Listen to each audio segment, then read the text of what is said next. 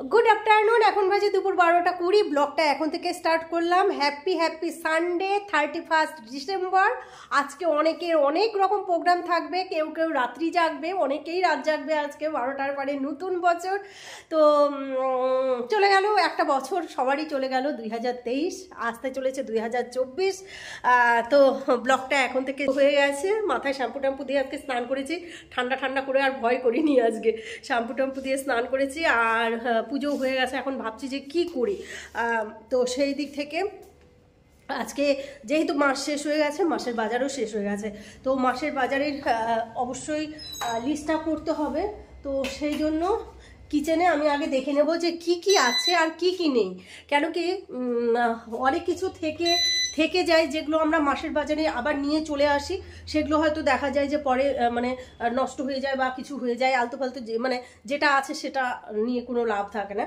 তো আমি এখন সেটাই দেখবো যে কোনটা আছে কোনটা নেই, তার বেসিসে আমি এখন লিস্টটা তৈরি করব। এখানে আটাটা শেষ হয়ে গেছে, আটা অল্প আছে, আটা আনতে হবে। সেদিন দিদির বাড়ি থেকে জমির চিনি আতপ চাল দিয়ে গেছে, একদম মানে অর্গানিক যেটাকে বলে সেটা। চিনি আতপ চালটা লাগেই অনেকটা। ওটসের কৌটোগুলোতে আমি রেখেছি অনেক চিনি আতপ চাল দিয়ে। এই পায়েস বলো, তারপরে পোলাও বলো, এগুলো খেতে ভীষণ ভালো লাগে, তাই না? তো সেই জন্য এগুলো প্রতি বছর দিদির বাড়ি থেকে দিয়ে যায়, বড়দি দিয়ে যায় প্রতি বছর। তো আতপ চালটা তো আছেই, আতপ চাল আমাকে কিনতে হবে না। ওটস 1 প্যাকেট নিতে হবে। ওটসটা আমাদের খুবই লাগে সকালে, তোমাদের সাথেই তো শেয়ার করি ওটসটা ব্রেকফাস্টে। তো ওটসটাও নিতে হবে। বিস্কুট, এখানে বিস্কুট আছে 2 প্যাকেট বিস্কুট আছে। বিস্কুটটা হয়তো আনবো না। তারপরে চিনি একদম শেষ হয়ে গেছে, চিনিটা আনতে হবে। প্রচুর পরিমাণে চিনি লাগে, কেন কি চিনি চা প্রচুরই হয় চিনিটা, সেই জন্য চিনিটা আনতে হবে। মুসুরির ডাল এখানে অল্প আছে, মুসুরির ডালটা আনতে হবে। আর অন্যান্য ডালও হাফ কেজি করে নিয়ে এলো লাগে মাঝে মাঝে, শনিবার বিশেষ করে নিরামিষ দিনগুলোতে। এখানে সয়াবিন আছে, সয়াবিন আনবো না। সয়াবিন আছে, সয়াবিন এই মাসে সয়াবিন আনবো না। ময়দা আনতে হবে 1 প্যাকেট, কেন কি ময়দাও শেষ হয়ে গেছে। কেন কি এটা পৌষ মাস। আমার কথাতে কিন্তু কেন কি কথাটা বিশেষ করে হাসে। এটা পৌষ মাস, আর এগুলো সবই আমার ওটসের কৌটাগুলোর মধ্যেই আমি রাখি। ট্রান্সফারেবল কৌটা, দেখতে সুবিধা হয়। পৌষ মাস, এই জন্যই একটু বেশি করে চালের গুঁড়ো এগুলো লাগবেই এটা ওটা করতে। তো সেই দিক থেকে ময়দাটাও আনতে হবে। আর এদিকে জিরার গুঁড়ো, হলুদ, লবণ, চিনি, যা যা আছে, গরম মশলা, এই সমস্ত কিছু আনতে হবে। সরষের তেলটা লাগবে না, সরষের তেলটা অনেকটাই আছে দেখতে পাচ্ছি। তাহলে এখন যখন অবসর টাইম আছে, তাহলে আমি মাসের বাজারের লিস্টটা করে ফেলি, মাসের বাজারটা লিখে ফেলি। তারপরে দোকানে ফোন করব, ওরা এসে লিস্ট নিয়ে যাবে, বাড়িতে হোম ডেলিভারি দিয়ে যাবে। এখন বাজে দুপুর 2:30, আর আমার এখন পর্যন্ত লাঞ্চ হয়নি। দেখতেই পাচ্ছ একটু টিপটপ হয়ে আছে, একটু কাজল, একটু টিপ, একটু লিপস্টিক আছে। কেন কি এতক্ষণ রিলস করলাম, ফেসবুকে, পেজে, ইউটিউবে, সবখানে রিলসগুলো করতে হলো। দেখে মনে হয় যে খুব চটপটের ব্যাপার, কিন্তু না, এগুলো অনেকটা মানে প্র্যাকটিস করে তারপরে করতে হয়। সেই জন্যই একটু সময় সাপেক্ষ ব্যাপার। লাঞ্চ কমপ্লিট হয়নি, লাঞ্চ করব। আর মাসের বাজারের লিস্টটাও কিন্তু এখনও কমপ্লিট করিনি, লিস্টটাও কমপ্লিট করতে হবে। এগুলো কাজ করতে করতে আমার আজকে মানে দুপুরে ঘুম হবে কিনা সন্দেহ আছে।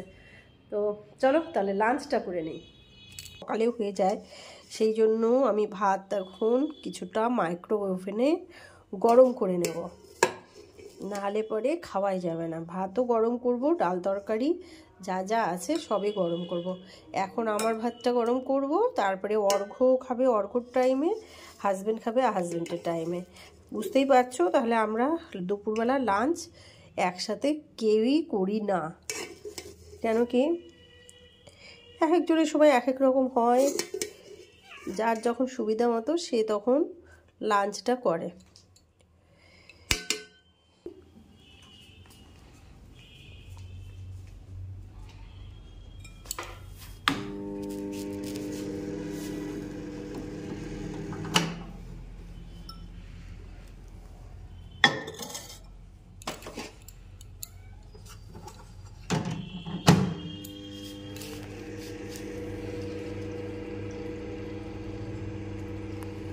বসে গেছি খাওয়ার টেবিলে, আর একসাথে সব নিয়ে নিয়েছি ভাতের মধ্যে।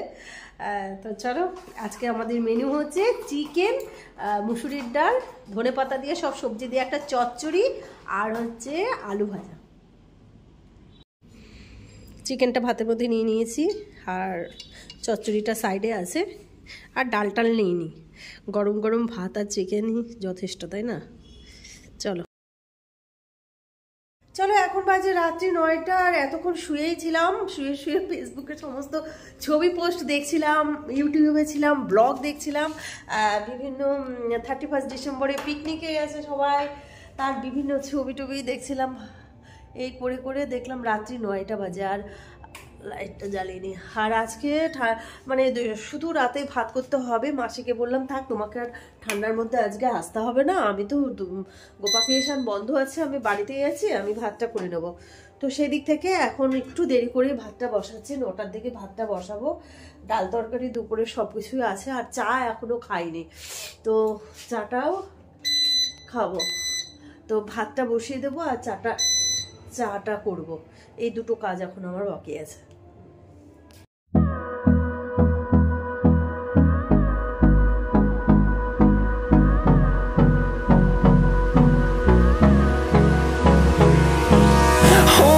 Close till I get up. Time is barely on our side. I don't wanna waste what's left. The storms we chase are leading us, and love is all we'll ever trust.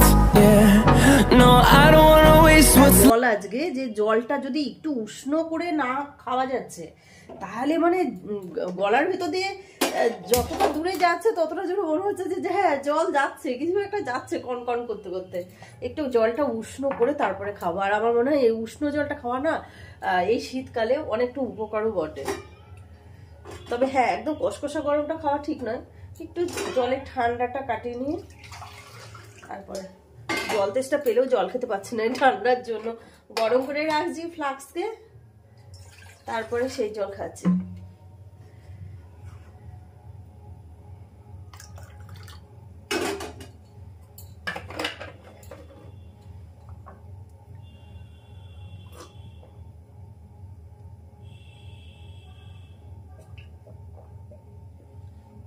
অনেক সময় হয় কি, শীতকালে এই ঠান্ডার জন্য জল কম খাওয়ার জন্য অনেক রকম প্রবলেম হতে পারে।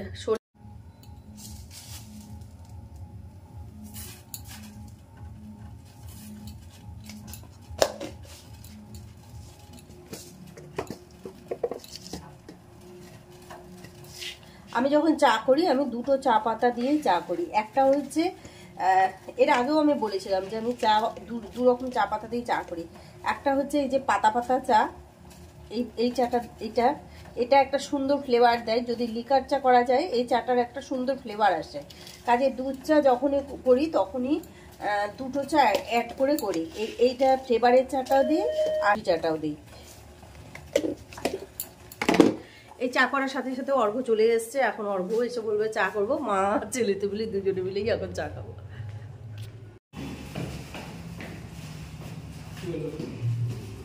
দেখ কত কিছু কিনছি, ব্লগে নিচ্ছি তোকে আমি। দেখ, এই যে আমার ছানাপোনা শুয়ে আছে, দেখো আজকে ঠান্ডাতে সব জড়সড়, কারোর কোনো কথা নেই একদম। কিরে, তোরা তো আজকে সেই শান্ত হয়ে গেছিস আজকে। লিও, তোমার কোনো কথা নেই কেন? চলো, অর্ঘ্য চলে এলো, এখন দুজনে মা আর ছেলেতে মিলে একটু বসে চা খাই। আমি ভাবছিলাম যে অর্ঘ্য এলেই চা করব, কিন্তু চলো, অর্ঘ্য চলে এলো, এখন দুজনে মা আর ছেলেতে মিলে একটু বসে চা খাই। আমি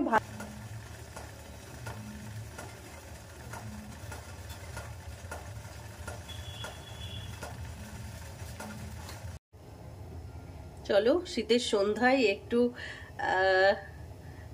সুন্দর করে একটু ঘন করে 1 কাপ দুধ চা না খেলে হয়ই না। বছরে সবার এক একটা রেজুলেশন থাকে, আমি কোনো রেজুলেশন নেইনি।